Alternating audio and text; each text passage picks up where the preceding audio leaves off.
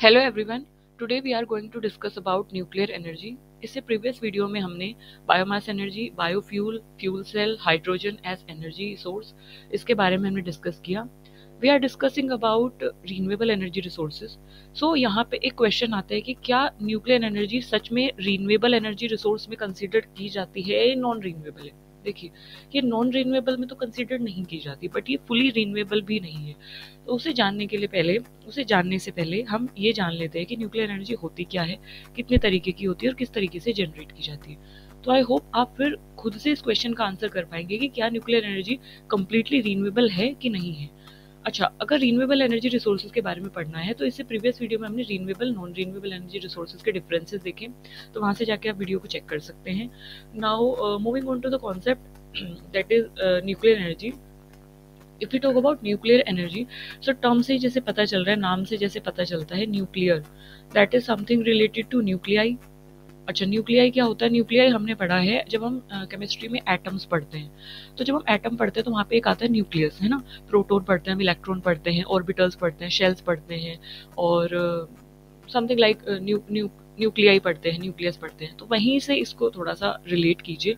तो nucleus is something की जो एटम के अंदर वाला पार्ट है जिसमें न्यूट्रॉन और प्रोटॉन होते हैं, दैट इज न्यूक्लियस। तो न्यूक्लियस के साथ कुछ तो इसका रिलेशन है इस एनर्जी का। सो वहां से ये कनेक्ट हो रहा है न्यूक्लियर एनर्जी। कंप्लीटली ये है क्या, जानते हैं इसके बारे में। तो न्यूक्लियर एनर्जी एक पावरफुल सोर्स है एनर्जी जनरेशन का, जो कि न्यूक्लियर रिएक्शन से जनरेट होता है। मतलब कि न्यूक्लियर एनर्जी कहाँ से जनरेट होगी, अब हमने ये तो पढ़ लिया है कि nuclear is something related to atom के न्यूक्लियस से रिलेटेड है ना। But what is energy in this? तो न्यूक्लियस, जो एटम का न्यूक्लियस है, वहां से कहीं ना कहीं जब एनर्जी जनरेट होती है, या न्यूक्लियर रिएक्शन से, यानी कि जो एटम का न्यूक्लियस है उसके रिएक्शन से जो एनर्जी जनरेट होती है, तो उसको आप कंसीडर करते हैं, उसको आप टर्म देते हैं न्यूक्लियर एनर्जी। तो nuclear is something related to atom का न्यूक्लियस, और एनर्जी जब उनकी रिएक्शन से कोई एनर्जी जनरेशन होता है तो उसको आप बोलते हैं न्यूक्लियर एनर्जी। अब ये दो तरीके से हो सकती है, एक होता है फिजन, एक होता है फ्यूजन। तो उसे जानने से पहले हम इसको एक बार अच्छे से पढ़ लेते हैं। जैसे कि हमने अर्लियर पढ़ा है law of conservation of energy. Law of conservation of energy हमने पढ़ा है। जब हमने एनर्जी रिसोर्सेज के बारे में बात की थी ना, तो हमने एक टर्म या एक सेंटेंस पढ़ा था, कंजर्वेशन के बारे में हमने पढ़ा था। तो हमने देखा था कि जो एनर्जी है, it can not be created and it can not be destroyed. ना तो एनर्जी को बनाया जा सकता है यूनिवर्स में, ऐसा नहीं है कि particular for example 10 joule energy है, 15 जूल एनर्जी हो जाएगी, नहीं। या ऐसा है कि 5 जूल हो जाएगी, नहीं। जो एनर्जी है, law of conservation of mass of energy ये कहता है, law of conservation of energy ये कहता है कि एनर्जी को यूनिवर्स में ना बनाया जा सकता है, नहीं उसको डिस्ट्रॉय किया जा सकता है। एनर्जी जितनी है उतनी ही रहती है। तो फिर बदलाव कहाँ आता है? चेंज आता है कि एनर्जी अपनी फॉर्म को क्या कर लेती है, बदल लेती है। जब एनर्जी अपनी फॉर्म को बदलती है तो उसी तरीके से एनर्जी की डिफरेंट डिफरेंट फॉर्म्स होती है, जो कि हमने पढ़ी हुई थी। जैसे potential energy turns into kinetic energy, then mechanical energy, chemical energy, electrical energy, heat energy, light energy, and all these are the examples of energy. तो उसी में एक आती है न्यूक्लियर एनर्जी, एक तरीके की एनर्जी है न्यूक्लियर एनर्जी। तो law of conservation of energy में हमने यही पढ़ा है कि एनर्जी को सिर्फ बदला जा सकता है, इट कैन बी चेंज, सिर्फ इसको बदला जा सकता है इसकी एक फॉर्म से दूसरी फॉर्म में, इसको बनाया नहीं जा सकता। सो वही बात है। अब the source of nuclear energy is the mass of nucleus. तो जैसे मैंने बताया कि nuclear is something related to nucleus, और न्यूक्लियस किसका न्यूक्लियस? एटम का न्यूक्लियस। तो अब ये जो न्यूक्लियर एनर्जी है, आ कहाँ से रही है? ये आ रही है, इसका जो सोर्स है न्यूक्लियर एनर्जी का, ये है मास ऑफ न्यूक्लियस। जो न्यूक्लियस का मास है, जो एटम का जो न्यूक्लियस है उसके अंदर जो भी मास है वो कन्वर्ट होता है एनर्जी में, ठीक है। अब कहीं ना कहीं आप ध्यान से समझिए, मास कन्वर्ट हुआ एनर्जी में, तो यानी कि कहीं ना कहीं पोटेंशियल एनर्जी कन्वर्ट हो रही है किसी दूसरी एनर्जी में। एनर्जी बन नहीं रही है, अलग से नहीं बनी है, ये कन्वर्ट हुई है। So mass of nucleus and the energy generated during the nuclear reaction. तो न्यूक्लियर रिएक्शन के दौरान जो एनर्जी जनरेट होती है वही इसका सोर्स है न्यूक्लियर एनर्जी का। अब न्यूक्लियर रिएक्शन किसकी वजह से हुई? न्यूक्लियस की वजह से हुई, तो इसको थोड़ा सा ध्यान रखेंगे।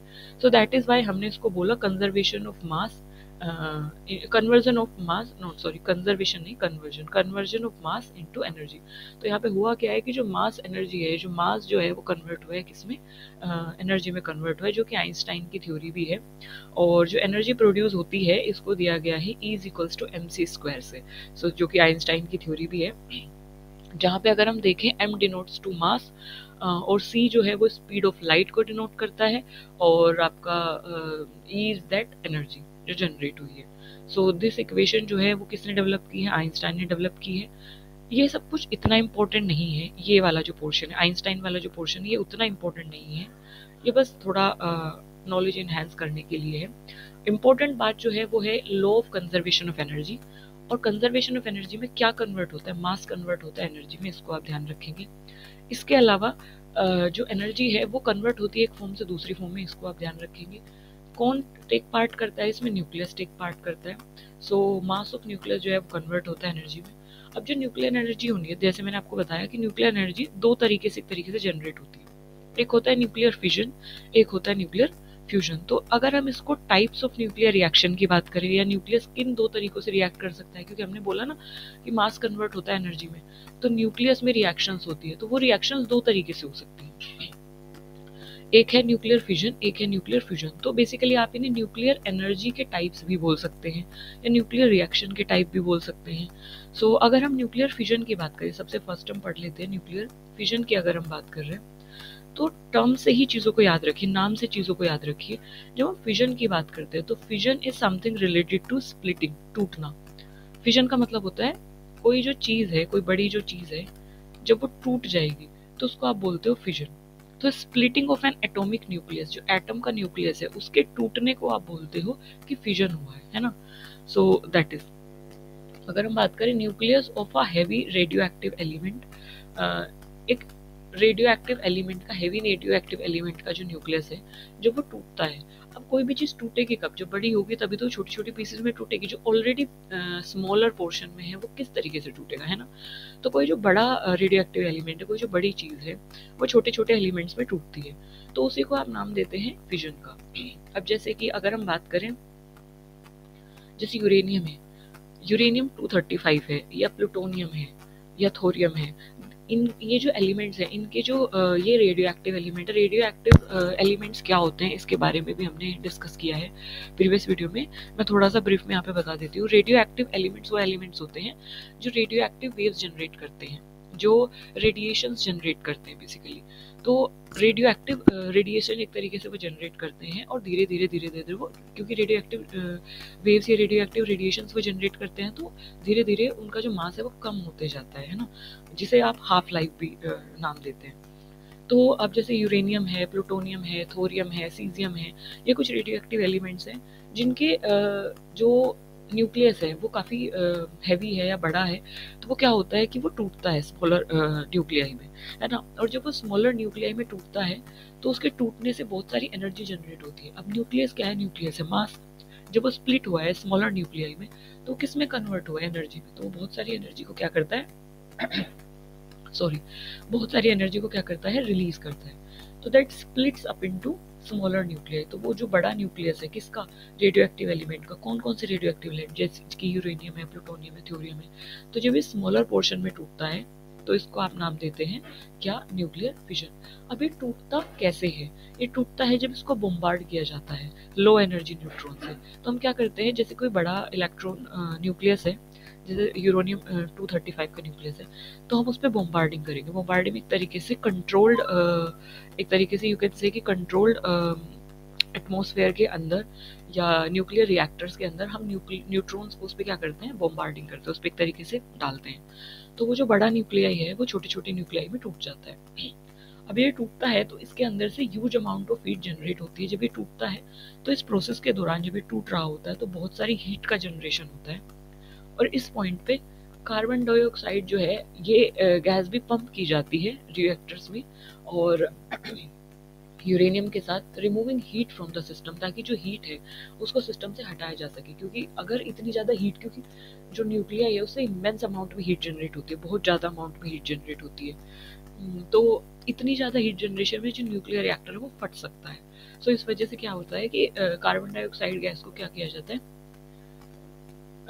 पंप किया जाता है रिएक्टर में यूरेनियम के साथ, ताकि हीट को रिमूव किया जा सके सिस्टम से। अब ये जो गैस है वो क्या हो जाती है? वो बहुत हॉट हो जाती है, and this heat is used to convert water into steam. जब कार्बन डाइऑक्साइड को वहाँ पे एक तरीके से पर्ज किया जाता है, पंप किया जाता है, तो होता क्या है कि पूरी की पूरी जो हीट है वो कार्बन डाइऑक्साइड क्या कर लेती है? एब्जॉर्ब कर लेती है। एब्जॉर्ब करने की वजह से क्या होता है, ये गैस जो है वो क्या हो जाती है, ये बहुत गर्म हो जाती है, और फिर ये जो गर्म गैस है इसको यूज़ किया जाता है, इसकी हीट को यूज़ किया जाता है वाटर को स्टीम में कन्वर्ट करने के लिए। अब पानी स्टीम में कन्वर्ट कैसे होगा, पानी स्टीम में कन्वर्ट तब होगा जब उसे इमेंस अमाउंट में हीट मिलेगी, तो उसकी फॉर्म चेंज हो जाएगी और वो गैस में कन्वर्ट हो जाएगा, यानी स्टीम में कन्वर्ट हो जाएगा। तो ये इमेंस अमाउंट में जो हीट है, ये जो कार्बन डाइऑक्साइड है, इसको लिया जाता है और इसको कन्वर्ट करने में ये यूज़ किया जाता है वाटर को स्टीम में। अब ये जो स्टीम है जो इस प्रोसेस से क्रिएट हुई है, इसको टरबाइन को रोटेट करने में फिर यूज़ किया जाता है, और फिर जब टरबाइन रोटेशन से क्या हो रहा है, टरबाइन रोटेशन से मैकेनिकल एनर्जी आ रही है, और फिर इस मैकेनिकल एनर्जी को कन्वर्ट किया जाता है जनरेटर्स के थ्रू न्यूक्लियर एनर्जी, यानी कि इलेक्ट्रिकल एनर्जी एक तरीके से जनरेट करने के लिए। सो अब ध्यान से देखिए, अब यहाँ से हमने इलेक्ट्रिकल एनर्जी एक तरीके से जनरेट किया, इलेक्ट्रिकल एनर्जी हमने जब ली, तो किस तरीके से ली हमने इलेक्ट्रिकल एनर्जी, इसका जो बेस था इलेक्ट्रिकल एनर्जी का वो था न्यूक्लियर रिएक्शन, यानी कि प्रोसीजर हमारा वही रहा है। अगर आपने देखा होगा कि जब हमने विंड एनर्जी पढ़ा था, जब हमने सोलर एनर्जी पढ़ा था, तो हमने देखा था कि क्या होता है कि हम मेन मुद्दा है कि हमें टरबाइन को रोटेट कराना है, टरबाइन के रोटेट होने से मैकेनिकल एनर्जी जनरेट होगी, फिर जनरेटर जो है उसको कन्वर्ट करता है इलेक्ट्रिकल एनर्जी में, है ना, जनरेट करता है उसको इलेक्ट्रिकल एनर्जी, उससे जनरेट करेगा। अब वो जो सोर्स है वो बदलता रहता है, मतलब जो टरबाइन रोटेशन का सोर्स है वो चेंज होता है। वहाँ पे जो टरबाइन रोटेट हो रही थी विंड एनर्जी, वो किससे रोटेट हो रही थी, वो हो रही थी विंड से, सोलर में वो सोलर से हो रही थी। लेकिन जब हम बात करें न्यूक्लियर एनर्जी की, तो यहाँ पे जो सोर्स है वो क्या है, न्यूक्लियर रिएक्शन। न्यूक्लियर रिएक्शन से गैस जो है उसको हीटअप किया जाता है, उस गैस से स्टीम में उसको कन्वर्ट किया जाता है, उस स्टीम से टरबाइन को रोटेट किया जाता है। टरबाइन जब रोटेट होती है तो मैकेनिकल एनर्जी होती है, फिर जब जनरेटर वो टरबाइन रोटेटेड से फिर जनरेटर में वो एनर्जी दी जाती है, और जनरेटर उस एनर्जी को मैकेनिकल एनर्जी को कन्वर्ट करता है इलेक्ट्रिकल एनर्जी में। तो जो बेस है वो क्या था हमारा, nuclear energy, that is why इसको न्यूक्लियर एनर्जी के टर्म्स में हमने रखा है। अब ये क्योंकि ये जो एनर्जी जनरेशन है वो हुआ किससे है, ये बड़ी न्यूक्लियाई के टूटने से हुआ है, तो इसलिए इसको क्या नाम दिया गया, न्यूक्लियर फिजन। अब एक दूसरा जो आता है इसका उल्टा, यानी कि इसका अपोजिट आता है। अगर न्यूक्लियर के टूटने से, अगर बड़े न्यूक्लियस के टूटने से हीट जनरेट हो सकती है, तो छोटी छोटी न्यूक्लियाई को भी तो जोड़ा जा सकता है, एक बड़ी न्यूक्लियस बनाने के लिए छोटी छोटी न्यूक्लियाई को जोड़ा जा सकता है बड़ा न्यूक्लियस बनाने के लिए। अच्छा, इसमें ना हम दो टर्म आ रही है, एक आ रही है न्यूक्लियाई और एक आता है न्यूक्लियस। तो what is the difference between nuclei and nucleus. जब हम न्यूक्लियाई की बात करते हैं तो न्यूक्लियाई है प्लूरल फॉर्म, यानी कि एक से ज्यादा अगर है तो उसको हम न्यूक्लियाई बोल रहे हैं, और अगर एक है तो उसको हम न्यूक्लियस बोलते हैं। तो जब मैं बात कर रही हूँ कि बड़ी न्यूक्लियाई को तोड़ा जाता है, तो बड़ा जो न्यूक्लियस है वो तोड़ा जाएगा तो वो दो में टूटेगा, तो उसको हम न्यूक्लियाई नाम दे रहे हैं, और जब एक होगा तो उसको हम न्यूक्लियस बोल रहे हैं। तो बस इतना सा डिफरेंस है। अब जब हमने न्यूक्लियर फिजन पढ़ लिया है तो नेक्स्ट आता है हमारा फ्यूजन। तो छोटी छोटी न्यूक्लियाई को जोड़ा भी तो जा सकता है एक बड़ी न्यूक्लियाई बनाने के लिए, सो वही यहाँ पे आता है फ्यूजन। अब फ्यूजन की जब हम बात करते हैं तो आपने सुना होगा इंडो वेस्टर्न फ्यूजन, फूड में सुना होगा, क्लोथिंग में सुना होगा। तो fusion that is something related to combine, combination. Fuse का मतलब होता है मिलना, जैसे फिजन का मतलब होता है टूटना, तो उसी तरीके से फ्यूजन का मतलब होता है मिलना। तो fusion is something that is the combination, combination is something, combination किसी चीज का, तो उसको आप बोलते हो फ्यूजन। अब कॉम्बिनेशन आप तब करा सकते हो, कंबाइन दो चीज तब हो सकती है जब हल्की हो, है ना, बड़ी चीज तो टूटेगी और छोटी चीजें मिल जाएंगी, तो छोटी चीज को हम मिला सकते हैं बड़ी चीज बनाने के लिए। तो वही कॉन्सेप्ट यहाँ पे लगाया गया है कि कॉम्बिनेशन ऑफ और fusion of two lighter elements, दो लाइटर एलिमेंट्स की जो न्यूक्लियाई हैं तो उनको हम क्या करते हैं, फ्यूज कराते हैं, उनको हम कंबाइन कराते हैं। अब दो लाइटर न्यूक्लियाई जैसे कि हाइड्रोजन है, हाइड्रोजन क्या है, इसका एटॉमिक नंबर क्या होता है, इसका एटॉमिक नंबर होता है 1, तो इसमें एक ही इलेक्ट्रॉन है, एक ही प्रोटॉन है ना। सो इसका जो न्यूक्लियस है, इसका जो एक तरीके से एटम का जो न्यूक्लियस है वो काफी लाइट होता है। इसको आप रिलेट कर सकते हैं इससे कि जितने कम इसमें एटम्स, जितने कम इसमें इलेक्ट्रॉन्स होंगे, जितने कम इसमें प्रोटॉन होंगे, उतना ही लाइट होगा, और हाइड्रोजन में तो एक ही है ना। तो हाइड्रोजन जो है वो सबसे लाइट न्यूक्लियाई है। तो हाइड्रोजन को आप क्या करते हैं, मिलाते हैं टू फॉर्म हैवियर एलिमेंट, उसको फ्यूज कराते हैं भारी एलिमेंट बनाने के लिए, हैवियर एलिमेंट। ऑब्वियस सी बात है, जब दो लाइट चीजों को आप मिलाओगे तो कंपैरेटिवली अब जो चीज बनेगी वो इससे हैवी होगी, मान लो दो लाइटर एलिमेंट है ना। अब जो आपने नया एलिमेंट बनाया है वो इन दोनों से क्या होगा, हैवी होगा। सो वही चीज़ यहाँ पे कॉन्सेप्ट हमने लगाया है, कॉम्बिनेशन, दैट इज फ्यूजन। तो जब दो लाइटर एलिमेंट को फ्यूज कराया जाता है एक हैवियर एलिमेंट बनाने के लिए, तो resulting in release of uncontrollable energy. तो जब लाइटर एलिमेंट्स को फ्यूज कराया जा रहा होता है तो इसके रिजल्ट से भी क्या होता है, अनकंट्रोलेबल अमाउंट में एनर्जी निकलती है, इससे भी बहुत अनकंट्रोलेबल अमाउंट में एनर्जी का रिलीज होता है, और thus it cannot be used to generate electricity and cannot be commercialized as in the case of fission reaction। हालांकि ये जो एनर्जी है जब फ्यूज कराया जा रहा होता है, जब दो लाइटर, क्योंकि lighter nuclei it's easy to fuse them, है ना, तो जब उनको फ्यूज कराया जा रहा होता है तो हैवियर जब न्यूक्लियाई बन रही होती है तो उसमें इतनी ज़्यादा अमाउंट में एनर्जी रिलीज होती है कि उसको कंट्रोल करना बहुत मुश्किल हो जाता है, क्योंकि दो लाइटर न्यूक्लियाई है, बार बार बम्बोर्डिंग कर रहे हैं, बार बार फ्यूज हो रही है, हैवियर न्यूक्लियाई बन रहा है, बार बार फ्यूज हो रही है, हैवियर न्यूक्लियाई बन रहा है, तो इतनी अनकंट्रोलेबल अमाउंट में एनर्जी यहाँ से जनरेट होती है कि इसको जो है कमर्शलाइज नहीं किया जा सकता। मतलब इसको जो है हम कमर्शियल लेवल पे इलेक्ट्रिसिटी जनरेशन के लिए यूज नहीं कर सकते, क्योंकि अनकंट्रोलेबल एनर्जी है ना। अब अगर हम देखें तो सन की जो एनर्जी है, सन में जो एनर्जी है वो किस तरीके से रिलीज होती है। जैसे मैंने सोलर एनर्जी के बारे में जब पढ़ाया था तब भी बताया था कि सन के अंदर जो है इमेंस अमाउंट में हीट जनरेट होती है। जो सोलर एनर्जी है ना वो एक तरीके से रीन्यूएबल सोर्स है, वो रीन्यूएबल इसलिए क्योंकि वहाँ पे जनरेट होती रहती है एनर्जी। तो वो किस रिएक्शन से जनरेट हो रही थी, न्यूक्लियस से जनरेट होती है तो हमें पता है, लेकिन न्यूक्लियर फ्यूजन से कि फिजन से। तो सन के अंदर जो एनर्जी जनरेट हो रही थी वो फ्यूजन से जनरेट हो रही थी। फ्यूजन मतलब मिलने से, दो न्यूक्लियर जब मिल रही हैं। कौन कौन सी न्यूक्लियाई मिलेंगी ये भी हमने पढ़ा था। तो कौन कौन सी न्यूक्लियाई मिल रही थी, हाइड्रोजन की न्यूक्लियाई वहाँ पे मिल रही थी, क्या बनाने के लिए, हीलियम बनाने के लिए। फिर हीलियम टूट रहा था, हाइड्रोजन में कन्वर्ट हो रहा था, फिर से हाइड्रोजन फ्यूज हो रहा था और किस में कन्वर्ट हो रहा था, हीलियम। तो सन के अंदर जो एनर्जी है वो फ्यूजन रिएक्शन से जनरेट होती है, फ्यूजन से जनरेट हो रही थी, इसलिए वो जो एनर्जी है वो अनकंट्रोलेबल थी, इसलिए इमेंस अमाउंट में जनरेट हो रही थी, इसलिए सन बहुत गर्म है। तो ऐसी एनर्जी को हम कमर्शलाइज नहीं कर सकते, क्योंकि उसके लिए हमें बहुत सारे इक्विपमेंट, बहुत सारी मैन पावर और उसमें बहुत ज़्यादा रिस्क है, बहुत ज़्यादा रिस्क है। एक तरीके से यू कैन से इन्वायरमेंट को रिस्क है, और वहाँ पे जो वर्कर्स काम करेंगे उनको रिस्क है, मशीनरीज का रिस्क है, तो हम इसको कमर्शलाइज नहीं कर पाते। तो जो हीट है और जो लाइट है जो हम रिसीव कर रहे हैं सन से, वो किसकी वजह से आ रही है, वो कंटिन्यूस फ्यूजन की वजह से आ रही है, जो कि सन के अंदर चल रही है। किसके फ्यूजन से, हाइड्रोजन के फ्यूजन से। सो दैट, तो न्यूक्लियर फ्यूजन दो तरीके की एनर्जी जो है वो जनरेट होती हैं सन के अंदर। सॉरी, सन के अंदर नहीं, न्यूक्लियर फ्यूजन दो तरीके की एनर्जी है जो कि न्यूक्लियर रिएक्शन या न्यूक्लियाई से जनरेट होती हैं। और सन के अंदर जिस तरीके से एनर्जी जनरेट होती है वो न्यूक्लियर फ्यूजन है। अब न्यूक्लियर पावर रिएक्टर्स जो है उनमें ये सब चीज़ें की जाती है, जैसे मैंने बताया था न्यूक्लियर रिएक्टर्स जो होते हैं दैट क्लियर और kind of reaction in control through rods of boron. अब न्यूक्लियर रिएक्टर में एनर्जी जनरेट होती है, कौन सी जनरेट होती है, फ्यूजन से होगी, फ्यूजन से तो नहीं होगी, है ना, हमने पढ़ा फ्यूजन अनकंट्रोलेबल होता है, तो फ्यूजन से होती है। अब इसमें ये जो एनर्जी है इसको क्या किया जाता है, कंट्रोल किया जाता है, बोरोन रोड्स के थ्रू कंट्रोल किया जाता है, और जिनको क्या बोला जाता है, कंट्रोल रोड भी बोला जाता है। ये ध्यान से आप पढ़ेंगे क्योंकि क्वेश्चन अक्सर पूछ लिया जाता है कि कंट्रोल रोड न्यूक्लियर रिएक्टर में किसको बोला जाता है, किस एलिमेंट की होती है कंट्रोल रोड।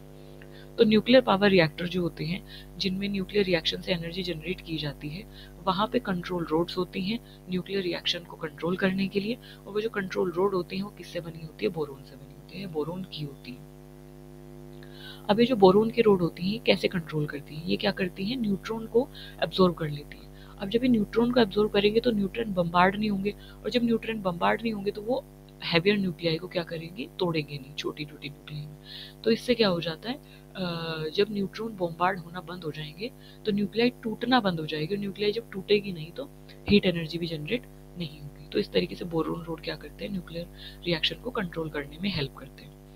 तो ये जो रोड होते हैं वो क्या करते हैं, रिएक्शन को रिएक्टर में क्या करते हैं, कंट्रोल कर लेते हैं, स्लो डाउन कर देते हैं प्रोसेस को, फ्यूजन की, है ना, क्योंकि फ्यूजन तो कमर्शलाइज नहीं हो रही है, तो फ्यूजन की रिएक्शन को क्या कर देते हैं, कंट्रोल कर लेते हैं। और इस तरीके से क्या करते हैं, हम न्यूक्लियर रिएक्शन को टाइम टाइम पे कंट्रोल कर सकते हैं, and get we can generate the electricity also. So आज की वीडियो में हम इतना ही पढ़ेंगे कि न्यूक्लियर एनर्जी क्या होती है, और न्यूक्लियर एनर्जी कितने तरीके की होती है, किस तरीके से जनरेट होती है, और कंट्रोल रोड किसकी बनी होती है, सन में एनर्जी किस रिएक्शन से जनरेट होती है, नेक्स्ट वीडियो में हम पढ़ेंगे न्यूक्लियर एनर्जी के एडवांटेजेस एंड डिसएडवांटेजेस, और कुछ और चीज़ें भी इंपॉर्टेंट हैं, कुछ डेटा है वो भी हम पढ़ेंगे. So I hope I am able to make you understand this concept of nuclear fission and fusion, nuclear energy. So thank you for listening me so patiently. और हंसते रहिए, मुस्कुराते रहिए, पढ़ते रहिए. यूजीसी नेट आने वाला है. Good luck to you all in advance. And again, thank you for listening me so patiently always. Bye bye.